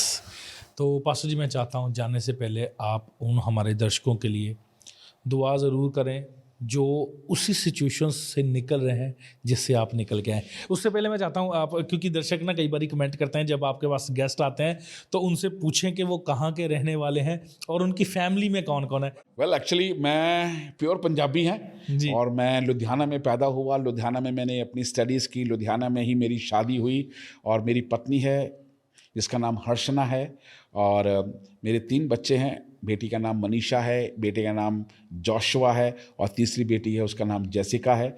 इस समय हम गुड़गांव में हैं, एमिटी यूनिवर्सिटी कैंपस में हम रहते हैं, क्योंकि मेरी वाइफ एमिटी में पढ़ाती हैं। सो एट प्रेजेंट हम गुड़गांव में हम रह रहे हैं। जी, तो मैं चाहता हूँ आप क्योंकि मेरे को बड़ी क्यूरियोसिटी हुई जान के कि आपके बेटा क्या करते हैं आपकी, तो मैं चाहता हूँ आप भी बताएं आपके बच्चे क्या कर रहे हैं करंटली। स्पेशली मेरा जो बेटा है उसने अभी 1.5 साल पहले उसने एरोस्पेस इंजीनियरिंग कंप्लीट की है और आगे उसका ऑफ कोर्स हम उसको तैयार कर रहे हैं कि वो आगे कमर्शियल पायलट के लिए वो जाए और प्रभु ने चाहा बहुत जल्द कमर्शियल पायलट के लिए वो जाएगा। मेरी बेटी है जो जर्नलिज्म कर रही है निम्स कॉलेज में, national institute of medical science Jaipur में, और जो सबसे बड़ी बेटी है उसकी शादी हो गई, वो द्वारका में रहती हैं और परमेश्वर ने एक अच्छा परिवार दिया है। चारों दिशाओं से ब्लेस किया आप। वेल एक्चुअली हाँ, और ऑफ कोर्स जब हम एक मसीह सफ़र में निकलते हैं तो बहुत सारे अप्स एंड डाउन्स आते हैं, लेकिन हमारा एक ही आधार है कि हम प्रभु की ओर देखते हैं। मैं हमेशा एक बात बोलता हूं कि जिस प्रकार दाऊद कहता है कि मैं अपनी आंखें पर्वत की ओर उठाता हूं, तो ये सबसे इंपॉर्टेंट है कि आप अपनी आंखें कहां उठाते हैं। यस, अगर आप अपनी आंखें आसपास उठाएंगे तो शायद आप निराश हो जाएंगे, पर अगर आप अपनी आंखें ऊपर उठाएंगे तो मदद जरूर मिलेगी। Yes, definitely. तो इसलिए सुबह उठाएं, शाम को भी उठाएं, पर अपनी आंखों को परमेश्वर की ओर जरूर उठाएं। तो वो निस्संदेह आपकी ज़िंदगी में काम करेंगे और आपकी ज़िंदगी तब्दील करेंगे, क्योंकि आज के गेस्ट की ये इंट्रोडक्शन देने के वो परिवार में उनके बच्चे, उनकी लाइफ, उनकी वाइफ, उनके सारी चीज़ें कैसे कैसे वर्क कर रही हैं, क्योंकि एक ऐसे शख्स की गवाही आप सुन रहे हैं जिसका फ्यूचर घोर अंधकार में था, जो खुद 10वीं में 3 बार फेल हो चुके हैं, जिनको पता नहीं था मेरे फ्यूचर का आगे क्या बनेगा, शायद मैं ऐसे हकलाता हुआ तो तलाता हुआ इस दुनिया से चला जाऊंगा, जो खुद को एक वेस्ट, एक यूजलेस थिंग समझ रहे थे। परमेश्वर ने उनको पॉलिश किया और अपने दास के रूप में आज खुदावंद उनको इस्तेमाल कर रहे हैं। वर्ल्ड वाइड वो खुदावंद के कलाम को फैला रहे हैं अपनी प्रचार के ज़रिए, अपनी मीटिंग्स के ज़रिए और किताबों के ज़रिए। बड़े सारे सोर्स परमेश्वर ने उनको दिए। वो मेरे को बता रहे थे कि हम रात रात स्टूडियो में बैठ के ऑडियो प्रचार को रिकॉर्ड करके, बिल्कुल, मतलब जो भी मुझे पॉसिबिलिटीज नजर आती थी कि जिस तरीके से प्रभु का वचन लोगों तक पहुंचे, सो मैं कमिटेड रहा, खड़ा रहा। और ऐसे बहुत सारे समय दर समय प्रभु ने ऐसे लोग खड़े किए जो मुझे संभाले, जो मुझे इनकरेज करे, और मैं प्रभु की आवाज़ सुनकर जितनी भी संभवताएं मुझे दिखती गईं मैं करता गया। जी, तो पास्टर जी आज के इस पॉडकास्ट में मैंने बहुत कुछ सीखा आपसे, और मेरा विश्वास है आने वाले दिनों में भी बहुत सी चर्चाएं आपके साथ ऐसी होती रहेंगी और सुनने वाले भी सभी दर्शक बरकत पाएंगे और मैं भी बरकत पाऊंगा और बड़ी सारी चीज़ें आपसे सीखेंगे। मैं स्पेशली चाहता हूं आज के इस पॉडकास्ट में आप उन लोगों के लिए प्रेयर ज़रूर करें जो सिचुएशन से निकल रहे हैं, जिससे आप निकल के आए हैं, जो दुख, जो हेल्पलेसनेस, जो फेयर आपने फेस किया उस बचपन के दौर में, जो आज भी बच्चे देख रहे हैं जो उससे निकल रहे हैं, मैं चाहता हूं आप उनके लिए प्रार्थना ज़रूर करें ताकि वो भी उन सिचुएशन से निकल सकें। आमीन। सो प्रार्थना करने से पहले मैं ज़रूर अपने व्यूअर से, अपने श्रोताओं से ये बात कहना चाहूँगा। आप किसी भी एज के हो सकते हैं, आप टीनेजर हो सकते हैं, आप कॉलेज गोइंग, प्रोफेशनल ट्रेनिंग में हो सकते हैं, और ज़िंदगी के बहुत सारे ऐसे कड़वे अनुभव में से आप होकर गुजरे हैं या गुजर रहे हैं, और शायद आपको ऐसा लगता है कि कोई आपको समझता नहीं है, कोई शायद आपके इस प्रॉब्लम्स में आपका साथ नहीं दे सकता है, या आपको ये नहीं कह सकता कि आई नो आप किस हालात में से निकल के जा रहे हैं, जा रही हैं। परमेश्वर आपसे अपनी योजनाओं के अनुसार आपके जीवन में काम करना चाहता है, आपके जीवन को बदलना चाहता है। आप अभी भी बहुत देर नहीं हुई है, आप अभी भी चाहें प्रभु के सामने आप आ सकते हैं, अपने जीवन को प्रभु के सामने रख सकते हैं। प्रभु अपने बाहों को बढ़ाकर आपको आपके उस कड़वे अनुभव से आपको मीठे सोतों की ओर लेकर जा सकता है।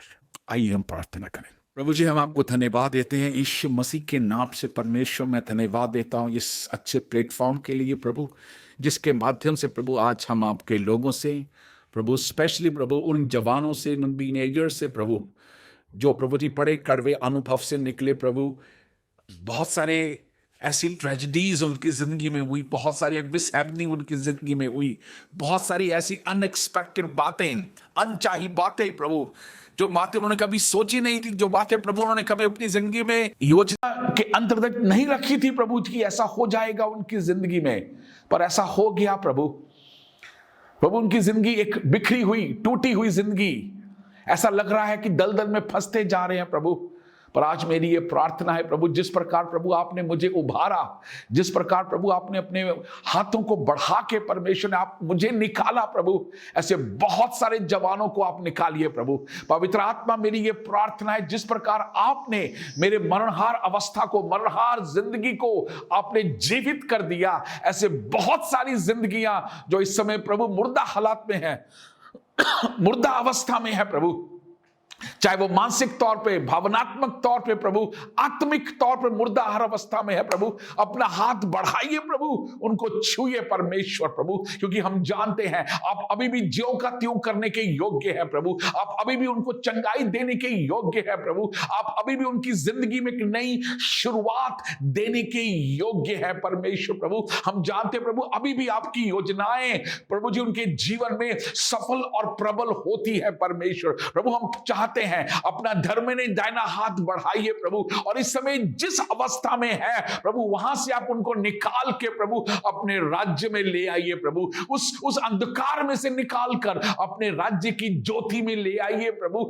जिस प्रकार प्रभु आपने मुझ पर अपना अनुग्रह कर दिया, ऐसे बहुतों पर प्रभु आपका अनुग्रह हो जाए। जिस प्रकार प्रभु आपने अपने प्रेम से मेरे कुचले हुए हृदयों को आपने चंगाई दी, ऐसा ही प्रभु आपका प्रेम बहुतों को चंगाई देने पाए। जिस प्रकार प्रभु आपने मुझे ग्रहण करके प्रभु उस तमाम तरह के डर से, उस तमाम तरह की असुरक्षा से आपने मुझे आजाद कर दिया, ऐसे बहुतों को उनके डर से और उनकी असुरक्षा से प्रभु आप आजाद करें, और अपने उस ईश्वरीय, उस असीम प्यार से आप उनको भर दीजिए प्रभु। और मेरी ये प्रार्थना है आज से प्रभु, वो आपके प्रेम की सच्चाई को जानते हुए प्रभु, इस बात को जानते हुए कि दुनिया का बनाने वाला परमेश्वर उनका पिता है और वो उनकी संतान है प्रभु, इस रिश्ते की सच्चाई के साथ प्रभु वो अपने आने वाली जिंदगी को जीने पाए और एक अद्भुत अनुभव में प्रभु वो दाखिल होने पाए, ताकि आगे चल के प्रभु शैतान ने जो सोचा था कि इनकी जिंदगियों को मैं बर्बाद करूंगा, प्रभु जी वो हजारों लोगों के लिए एक बड़ी आशीष का कारण बना दो, जिस प्रकार आपने मुझे बना दिया परमेश्वर।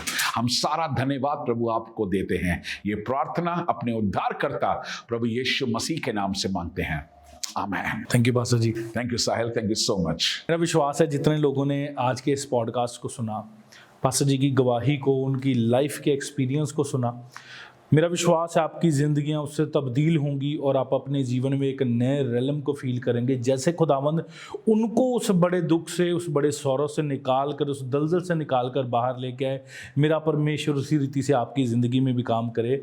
वो आपको टूटे हुओं को, बिखरे हुओं को समेटने की सामर्थ्य रखता है। मेरा परमेश्वर अद्भुत है और वो अद्भुत काम करने की सामर्थ्य रखता है। आपको केवल ज़रूरत है उसको अपनी ज़िंदगी में इन्वाइट करने की और उनको अलाउ करने की। हमारा परमेश्वर का आत्मा जेंटल आत्मा है, वो पवित्र आत्मा आपकी ज़िंदगी में आपकी मर्जी के बिना नहीं काम कर सकता। आपको उसको अलाउ करने की ज़रूरत है। आज पुकारें, जैसे पासी ने आपसे प्रार्थना में भी लीड किया आपको, आप पुकारें परमेश्वर के आत्मा को कि वो आपको सुधारें, वो बनाएं, वो लीड करें, आपको अपने तरीके से बिल्ड करें। और मेरा विश्वास है आपकी ज़िंदगियाँ एक बेहतर से बेहतर रीति में बढ़ती जाएंगी। परमेश्वर आप सबको सुनने वालों को बरकत दे। प्रभु आप सबके साथ हो, प्रभु यीशु मसीह के सामर्थ्य नाम में, आमीन, आमीन, आमीन। Thank you Jesus.